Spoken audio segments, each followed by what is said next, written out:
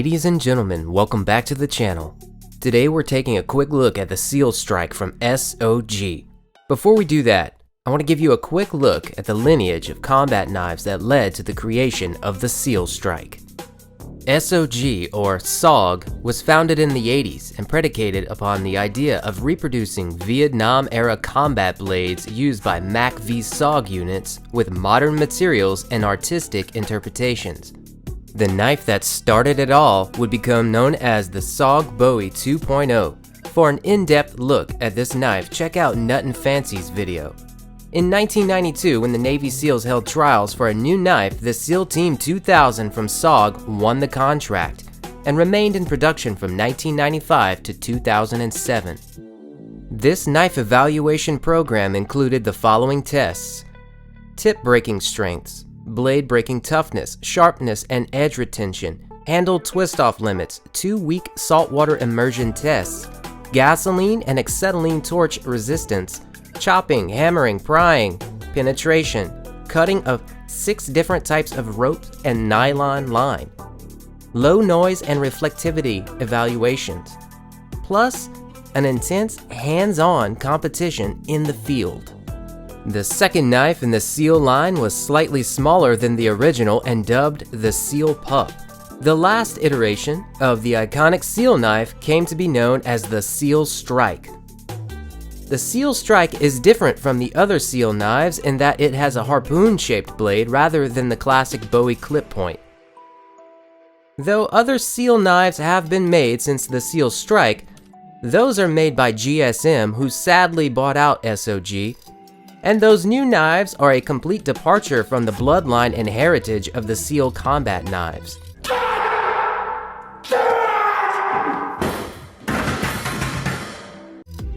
And that is what prompted me to make this video. I'd be lying if I told you that SOG was a perfect company before GSM took over. They were not. In fact, GSM has done a few good things for SOG, one of which is adding updated blade steels into the mix and bringing the production of some of the blades back to the United States. I like to think of SOG as the Kel-Tec of the knife world. They have really innovative, sometimes kooky ideas, but their QC, especially in their folding knives, leaves much to be desired. Their fixed blades have always been a step above the rest of their products. But since the GSM takeover, SOG's Vietnam heritage is slowly being eroded. One of its latest victims seems to be the SEAL Strike. While it is still listed on their website, there is no longer an option to purchase this knife. I contacted GSM to ask if the blade was being discontinued, but they never answered me. Don't even get me started on the customer service of GSM. I actually felt retarded, like really retarded. I mean, I brushed my teeth retarded, I rode bus retarded. Damn. In a weird way, I had to sort of just free myself up to believe that it was okay to be stupid or dumb. To be a moron. Yeah. To be moronical. Exactly. To be a moron. An imbecile. Yeah. Like the dumbest motherfucker that ever lived. So let's talk about my version of the SEAL Strike. My particular version is made in Taiwan. It has the simple reinforced nylon sheath without all the tactical gizmos and gadgets of the SEAL Strike Elite Deluxe sheath. That sheath is a fucking disaster. If you don't know what I'm talking about, just look it up. It's another Kel-Tec case of kooky shit.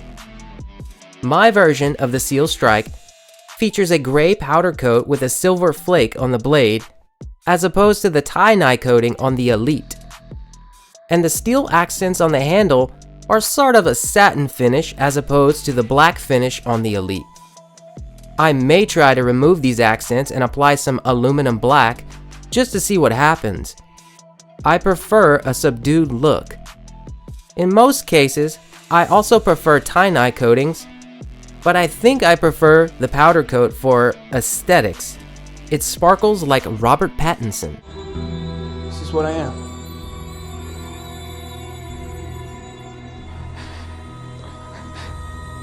It's like diamonds.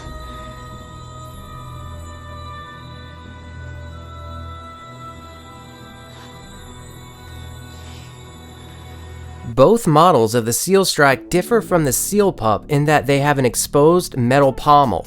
I know, I wish the names of these knives weren't so similar.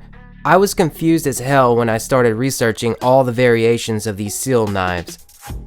This knife is well balanced, light and nimble, and extremely comfortable in all practical grips. I was skeptical about the finger grooves in the handle, but they work well for my medium-sized hands.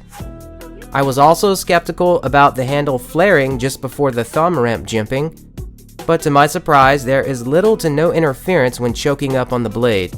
Speaking of the blade, it is rather thin. It can be used for light batoning, but it's not an overbuilt survival knife. It's definitely catered towards piercing and cutting man-made materials.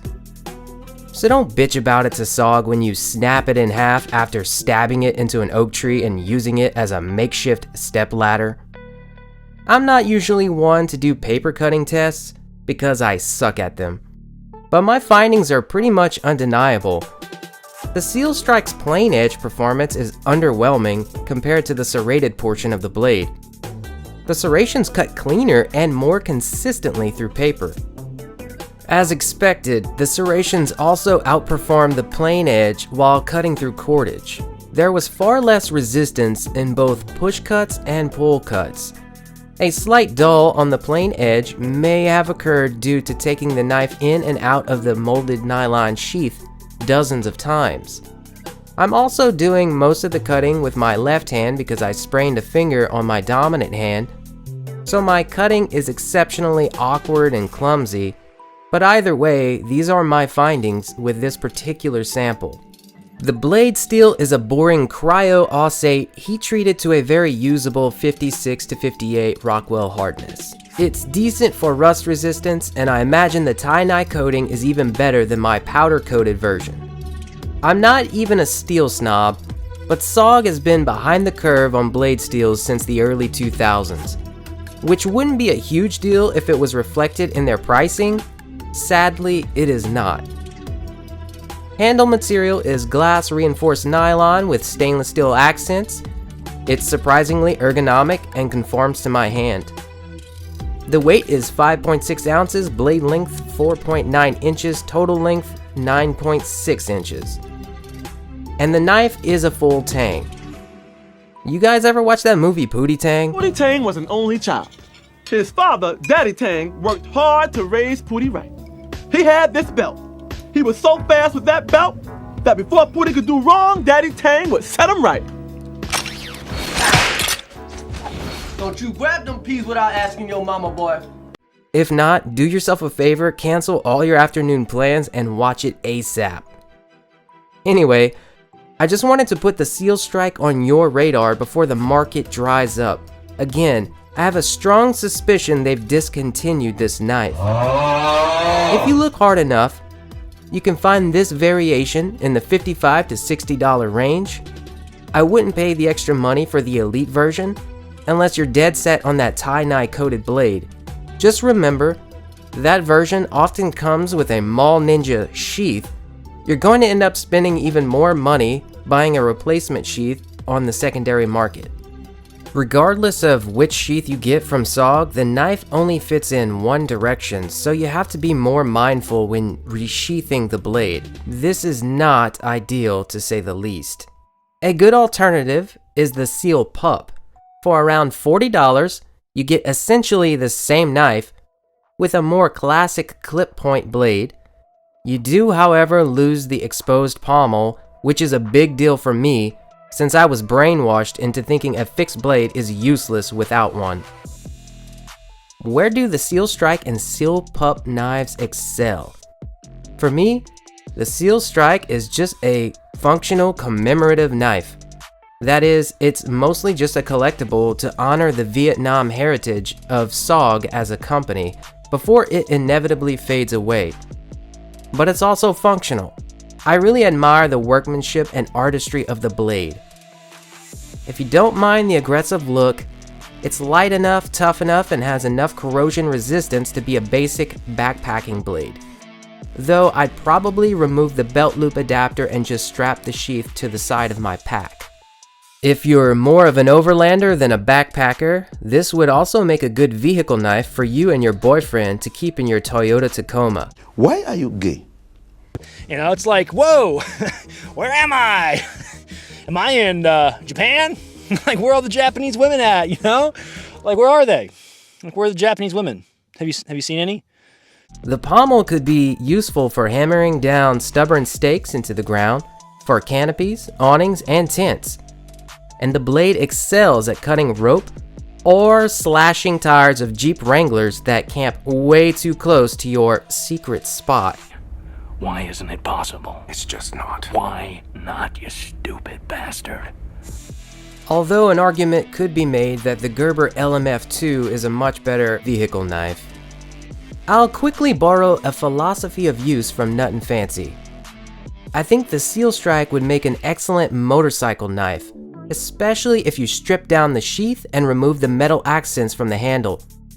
Every ounce counts on a bike, and in this way, the Seal Strike is a much more appealing fixed blade than the LMF2. You could also strap the Seal Strike to your LBE if you're kicking down doors for a living, though you'll have to rig it up with paracord since the sheath's main attachment point is for belts. Luckily, there are several lashing points around the reinforced nylon portion of the sheath, and there's enough retention to hang the knife upside down without using the snap button. Keep in mind this is only a 5-inch blade. It's just enough knife to create some distance in close quarters as a tertiary line of defense until you can regain access to your primary or secondary weapon. Speaking of practical and tactical applications, it just so happens the Seal Strike is perfect for opening a box of delicious Dino Nuggies. And last but certainly not least, we have the incomparable Yummy Dino Buddies Chicken Nuggets. Yes. I suppose you could also use this as a dive knife, but most serious divers would probably laugh at you. The maintenance routine on the Seal Strike is going to be a total pain in the ass since you'll have to remove the fasteners and the metal plate on the handle directly after every dive to avoid corrosion. You might opt to just leave them off at all times to save yourself the trouble, but the Aussie blade steel will also need to be cared for. I've done some guided diving and snorkeling along the Gulf Coast, and those guys were all using expensive titanium blades, typically a serrated sheep's foot or blunt tip. But just holding the Seal Strike makes you feel like you could fight a shark, so that's gotta count for something. I am a little bit Asian, and I'm a fighter. I'm a fighter, and I got a good eye, and I know a little bit about technique. In a nutshell, the Seal Strike can flex into many different roles, from hiking to serving warrants, or even a plate of scalding hot pizza rolls. Start the music right. And even some light diving. But most important of all, the blade is aesthetic, and soon it might become collectible. Alright guys, if you made it this far in the video, it means you either liked the content or the batteries in the remote for your smart TV died, and now you can't escape this shitty knife review. I'm gonna be honest with you. I'm kind of retarded. Either way, that's all I have for you today, guys and gals. Thanks for watching, and I'll see you in the next video. Like, where are they? Like, where are the Japanese women? Have you seen any?